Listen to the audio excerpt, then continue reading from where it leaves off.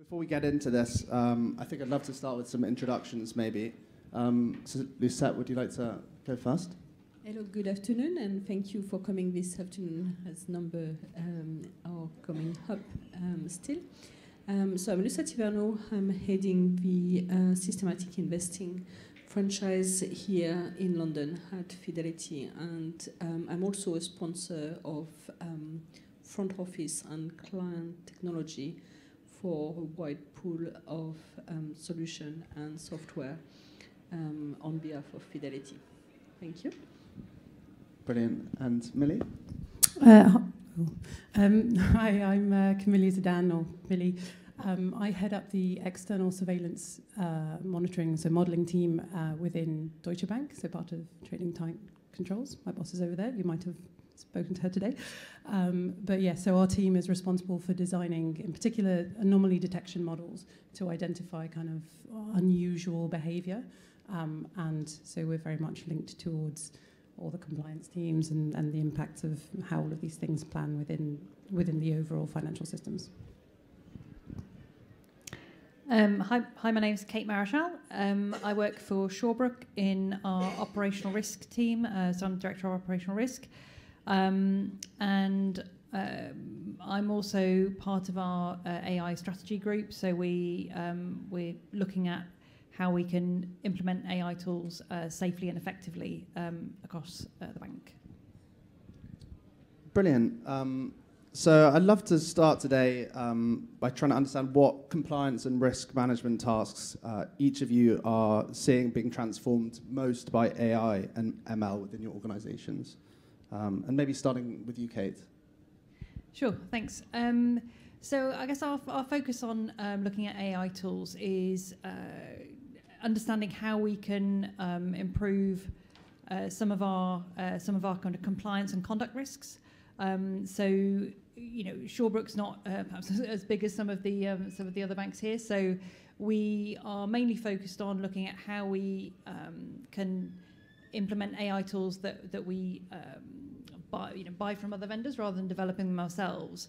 But I guess the main areas that we're looking at are things like how can we get more efficient? So things like horizon scanning. So our compliance teams can use AI tools to digest huge amounts of information, make it more kind of readable, legible, kind of in layman's terms, so we can understand new requirements much more easily. I think also helping with sort of other types of regulatory risks. So we're also looking at AI tools that can help us comply with consumer duty. So things like analysing customer calls to identify customers who may be vulnerable and make sure they get the right support they need, and looking at things like third-party risks to meet our regulatory requirements there. So making sure that we've got the right data in our supplier contracts and kind of using AI tools in different ways to meet regulatory requirements across a range of risks, I guess. Brilliant. And maybe to you next, Lucette. So I think for Fidelity, most of the AI tool we have touched so far are more on behalf of our clients and how we transfer the information to their particular need, basically. So a lot of AI have touched compliance. How do we write more eligibly investment agreement, but also how we monitor these rules over time. And obviously the data is changing, and the access to the data is also evolving noticeably in the sustainability and governance type of environment all the time. So AI has fostered faster technology development than ever before at Fidelity, because we are able to reuse library or pieces of software and code which have been already used in the industry for similar purposes. But it has also helped us with the upgrade to the cloud processing, where we are able to obviously process much higher volume and much faster altogether. So without AI, I would say it would have been a very slow path, as we previously had 4 years ago when we first accessed the cloud. With AI, we know exactly what are the shortfalls, how to circumvent some of the problem we are facing, and also how our competitors have already deployed similar applications. So that's definitely fostered a lot of energy, but also much shorter time to deployment, basically. So definitely something we are integrating in multiple facets within Fidelity. Thank you. Pretty interesting. It's interesting to hear about the pace of deployment being really pushed there.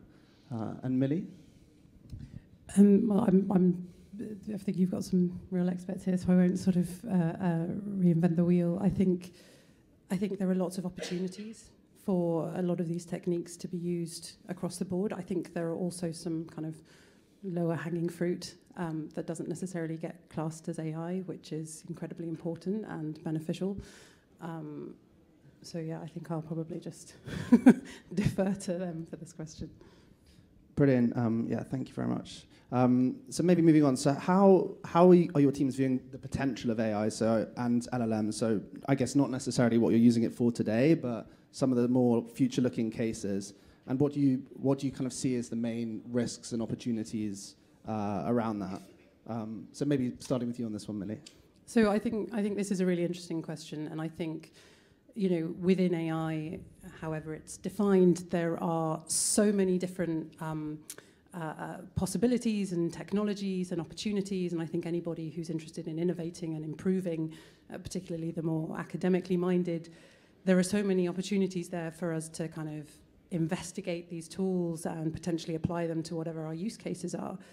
I think the big risk actually has nothing to do with the technology.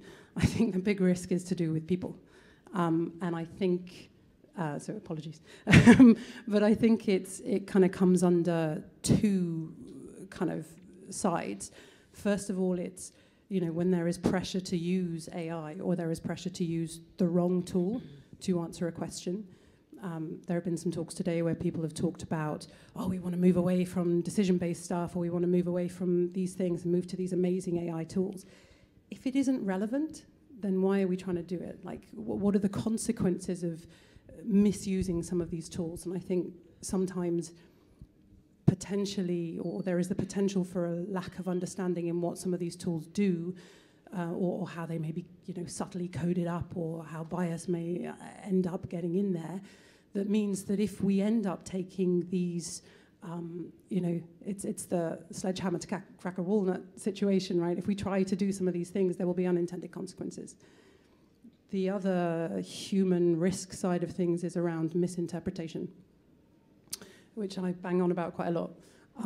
Now, whenever these tools are used, there is, and any kind of technological tool, right? We have an ability to come up with incredibly precise results.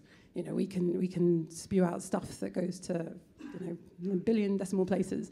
And as a result, I think people are then like, right, this is accurate, this is 100%, this is telling me whatever the answer is that I'm currently asking. Whereas actually, we have to again think about all the design considerations that have gone into using a particular model. Any assumptions or limitations of some of these things which will be inherently put into this code. And I know you touched on earlier about when things are built in-house, so maybe you know the ins and outs of absolutely everything that it was designed for and things like that. But when things are brought in from external sources, what kind of additional implications are there in the way that these things have been built that will influence the outcome of them, and therefore how they're used? So, long story short, because it's not just me talking, the big risks that I see are human-based, and I think it's really important that we try to minimize these as much as possible, and a lot of that comes through investigation, education, and designing things in a way that make them explainable, and using the right thing for the right problem. Yeah, no, I think it's a really good point actually about the risk being human based. I think if I reflect on what I'm seeing at the moment, we have a range of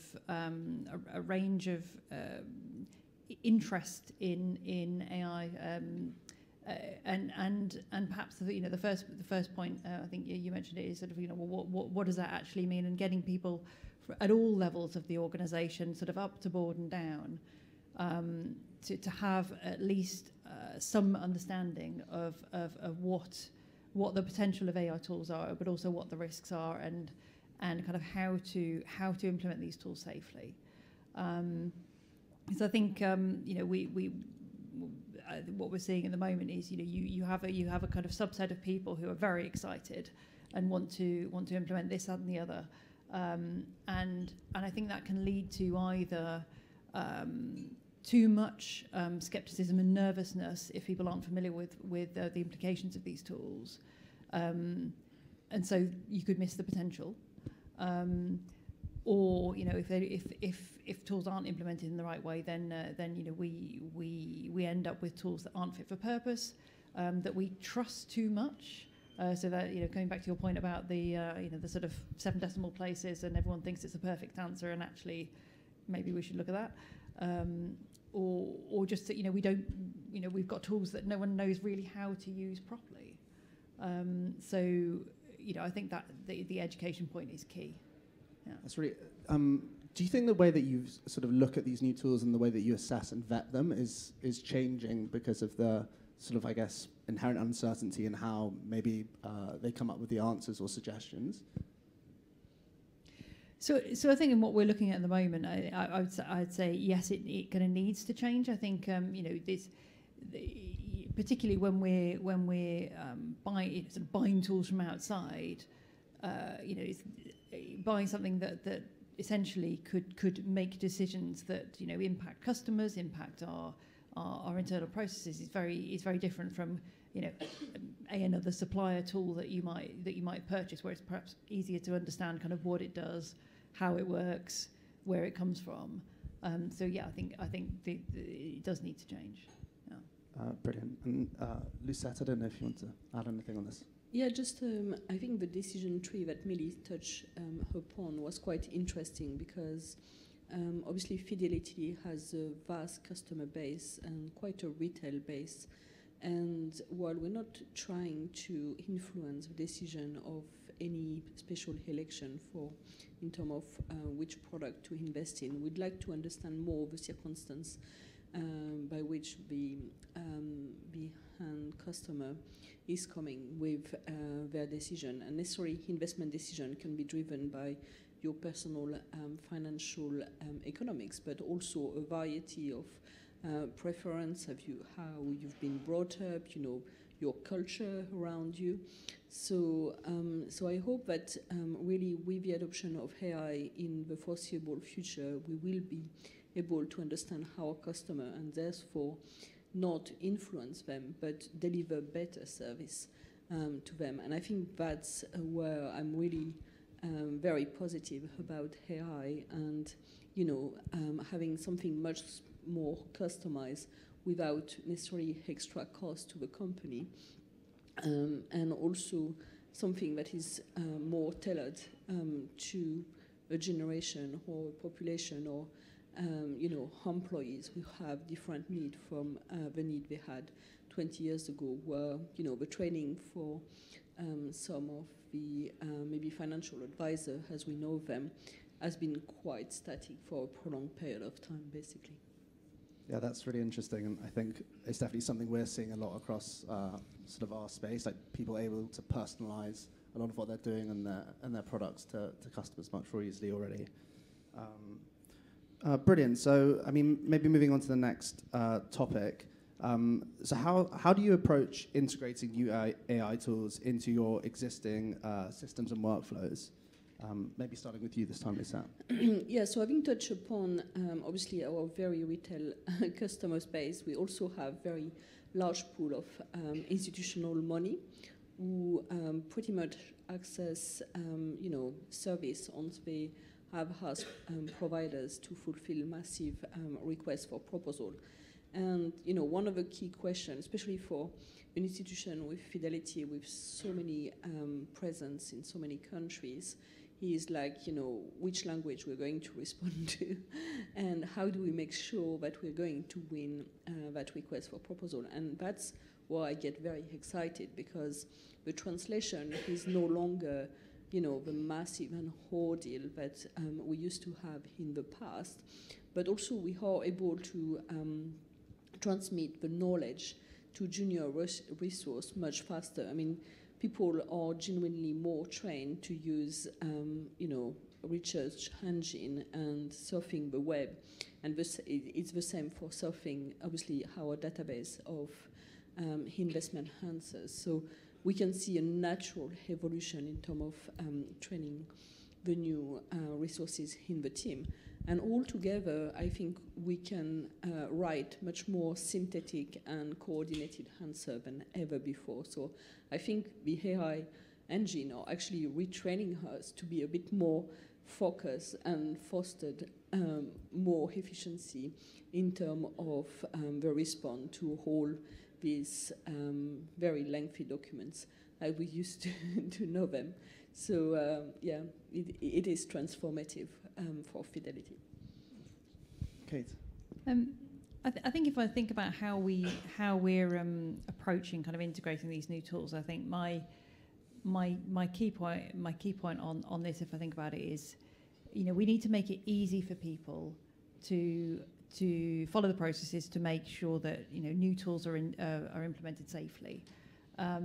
Because I think if we look at this going, oh, it's here's an AI tool and we're going to treat it differently and it's going to be special, then I guess I work with lots of different areas in the bank, and they see a kind of risk person coming along and they're like, we need to make it easy for people to follow the processes and kind of get the right governance around this sort of implementing tools. So one of the things we've tried to do is kind of adapt our existing processes to say, to either add extra questions in or make sure we've got the right stakeholders involved to understand the tools that we want to implement, but without kind of creating some sort of new parallel process, because ultimately, sort of, AI tools should be part of how we work. It should just be part of, sort of BAU. So over time, there's no reason why that should be any different from anything else we want to do. So I guess a lot of what we're working on at the moment is sort of how do we adapt what we already have to make it easy to implement tools rather than being a blocker. Brilliant, thanks, Kate. So I should have mentioned earlier on, I think if anyone has questions they'd like to submit, I think you can do it through the app, and we'll come to them in a few minutes. Okay, moving on. So clearly you're all operating within regulated spaces, and I know we've touched on this a little bit already. But what role do you think that human oversight should have in these processes, and how do you think that changes based on the seriousness of what's being automated? Clearly, for example, if you're sort of dealing with like an underwriting decision for a loan versus if you're dealing with sort of an automated response to a customer service query, they're quite different levels of kind of oversight and auditability, I guess, necessary there. But yeah, very, very interested just to hear how you've been thinking about this internally. So maybe starting with you again, Kate. Yeah, sure. So I think as part of the sort of our existing processes that we're looking at, one of the things we want to do is make sure that we've got the right level of oversight and governance and kind of that human oversight, depending on the potential impact of the tool that we're looking at. So as you said, the tools that could have an impact on people's lives. So automated loan decisioning or that's one of the areas we're particularly focused on. Is we want to make sure that you don't get bias creeping in over time, and we need to make sure that there's a good understanding of how that model works and how we can demonstrate the explainability. So the human oversight of those decisions is essential. I think you then got sort of models that may help us to make decisions. So that might kind of streamline data reporting, all that sort of thing, or sort of flag potential cases for consideration, that sort of thing, where you still might make decisions that impact customers, but you don't have the kind of tool chugging along in the background doing sort of doing it all end to end. And then obviously you've got the kind of lower level of almost like the efficiency tools that sort of help people internally to work effectively and to sort of cut down their workload. But yes, those still need human oversight, because AI doesn't it might be very good, but it doesn't completely think for itself. But we internally we've sort of set out a kind of like do's and don'ts and things to think about if you're using Copilot to summarize big documents or whatever. You do need to review them. Treat it like a kind of sort of intelligent junior person or something. But you can't just you wouldn't just submit the work from someone else to without reviewing it. So why would you do it with an AI tool? So that, for me, that human oversight is essential, and making sure that over time you continue to kind of test those models to make sure they still work as you expect. Yeah, fascinating. And Lucette, would you like to go next? Yeah, I would agree with that. I don't think AI will replace humans. There's definitively tasks which will be noticeably improved. But I think fostering energy, fostering innovation is definitely where I see AI, and in particular generative AI, giving us a better and more comfortable life. In terms of adoption, what I often say to my teams is like, go out, adopt pieces of code that you found on many platforms or solution from external provider, but make sure that it's tested thoroughly. Make sure that the answer that is given, is the correct answer every single time. So it is reliable, but it is very recurrent answer. And then don't stop there. I mean, don't just adopt and then say, okay, I've tested it now, all fine. I mean, just go and create the next generation of AI and the next tool which will foster something quite different. I mean, we know and we see by market cap today, the biggest company on the planet are either provider or general adopter of AI, and there's a real reason for that, basically. So I think it's delightful to be living in this era where we see the introduction of a technology, but we may foster something new and more brighter future thanks to the tool we've been given. Interesting. Yeah, I think just drawing parallels in terms of what we're seeing across our portfolio, and even just within development teams, the amount of time they're spending is shifting from, if you're a developer just doing code creation all the time, to much more like we can use Copilots, we can use tools to help streamline and automate it, but it shifts much more to actually reviewing, which becomes much more a part of their workflow. And I don't know, I think the jury's out at the moment still at what's a more efficient approach to kind of go down. But Millie, would you like to go on this question as well? So on the point of supervision,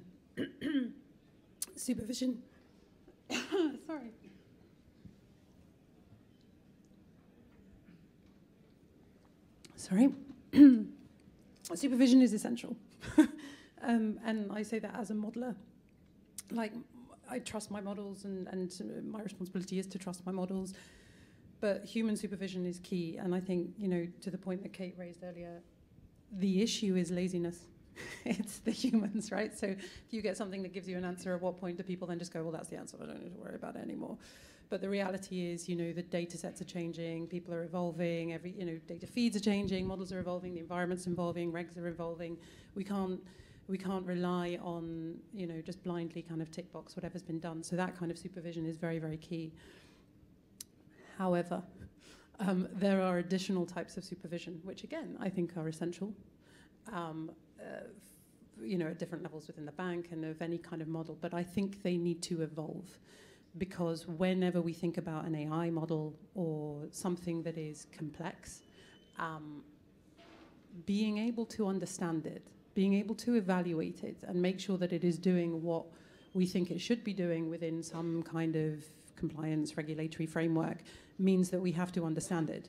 And that level of understanding, you know, the skill set required for it is still quite niche.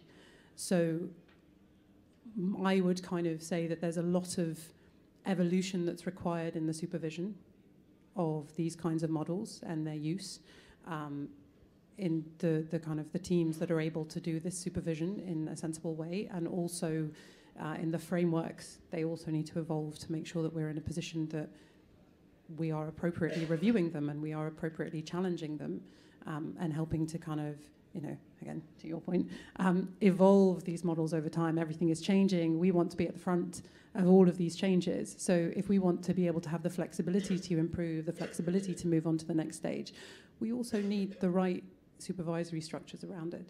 So, yeah, again, two different types of supervision, but super important. Brilliant, thanks, Millie. So maybe final question before we go to the audience questions. So what direction do you see AI adoption taking over the next, say, 3 years? And does this excite or does it scare you most? Maybe starting with you this time, Millie. So over the next few years, I'm super excited. I think that AI adoption is going down the route of increased accessibility, which is good. More people should be able to have access to models that are supporting them in the right ways. Obviously, there are all the risks that I mentioned before. I won't reiterate them now. I think people are quite nervous, though, still. And I don't really understand why, because AI is maths. It's not good, it's not bad, it's maths. And again, you know, we want to innovate, we want to improve, we want to drive things forward. There are opportunities for us to do so using new techniques and tools that come about if we use them in the right way. So I'm, you know, super excited about that whole stream of things. And my boss is not frowning at me, so I think I've said the right thing. Maybe do you want to go next, Kate?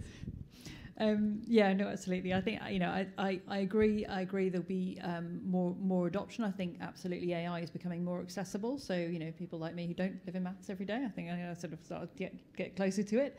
But I do think there is that sort of fear and skepticism that can creep in because it, you know, in the kind of broader organisation.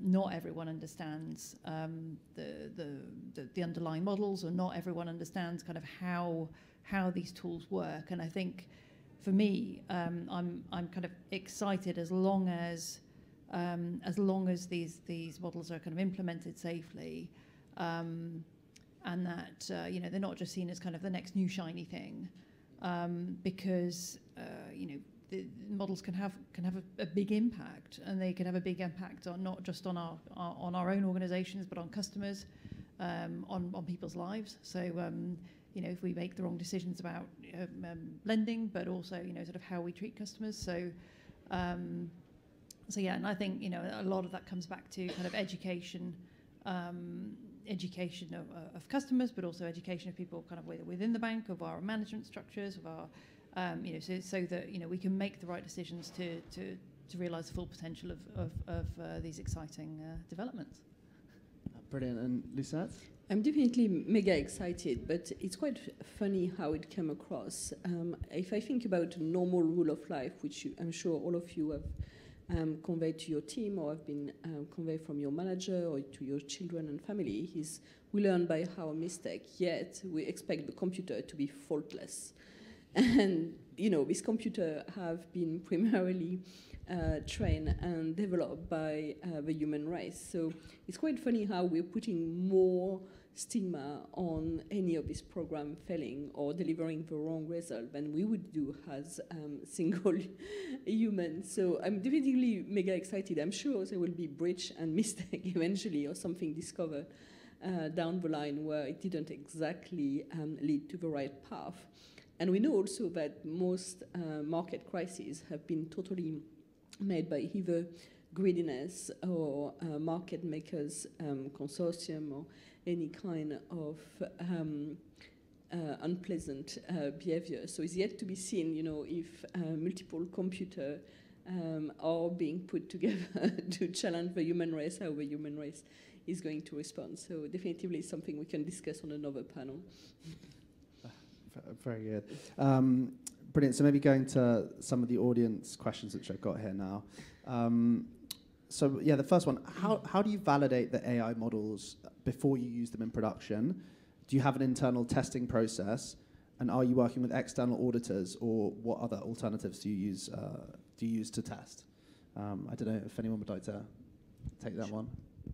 Sure, I'm happy to take that one. Obviously, it really depends, as it's been mentioned on the panel a couple of times, what is that particular model used for. Obviously, anything down to consumer information, how long you can store and reuse, or what you can use this information for, is very big regulatory challenge as we speak. If it's something more like, how you monitor your employee and their behavior, again, there are regulations in place for this purpose.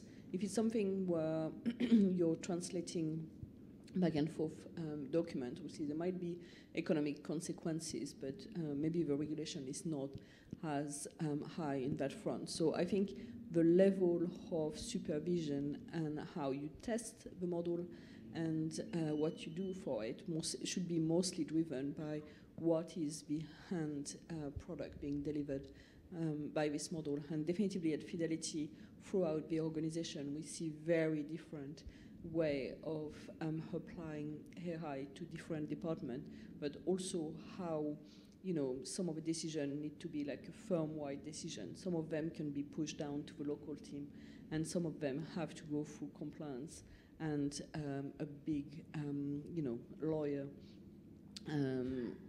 checklist of, condition and what we can do with that model and what the model output can be used for. So it's really very broad-based, and I think for most organizations, that will be the case, basically. Brilliant. Thanks, Lucette. I don't know if either of you had anything more to add on that, maybe Millie? The only thing I would add is more from, the requirement for absolute thorough testing and understanding, coming back to how do we use things and what does it actually mean, and yes, we need to make sure that it fits within all these kind of bigger environments and the regulatory structure and everything, all of that has to be very clearly defined. But at the same time, if we go back to the fundamentals of any kind of model, particularly AI models and how we train them, there's always a question of bias. What is the unintended consequence of something that we did when we designed it? And a lot of the time, that isn't necessarily picked up by, or it's very easily missed by certain other processes. And so the thoroughness of testing at that initial stage, right at the beginning, and saying, actually, do we know what it's doing? Do we trust what it's doing? What can it not do? Working out what the boundaries are. Because a lot of the time, they will then help us work out whether our use case is the right use case, and whether, we can be very explicit about when we pass it to other people to use and to evaluate. We can very clearly define, these are the limitations. These are the assumptions. When anything changes, these things need to be reviewed again. But yeah, it's super important. Super interesting. Katie, no, okay. So yeah, moving on to the next question. So what do you believe may be the single largest benefit of implementing AI into your regulatory compliance solutions? I don't know if you want to take that one, Kate. Single largest benefit. I think for me, we're in the process of kind of rolling things out at the moment. But I think for me, it's the ability to help customers more accurately, quickly, and effectively. So whether that's picking up earlier that a customer needs help, getting them the right support they need, being able to answer a query more quickly, identifying through data, enhanced data analysis that this population of customers needs more support. That for me, that the kind of the customer angle, I think, is really is going to be really key for us. Super interesting. Would either of you anything to add to this one? Okay, fantastic. Another question here, probably the final one now. So the earlier point that AI itself is not the problem, but it's the human variable. Do you think our financial services sector has a good enough diversity and equity of people to use AI tools so that it's inclusive? I don't know if anyone's signing up for that. I'm not going to touch that.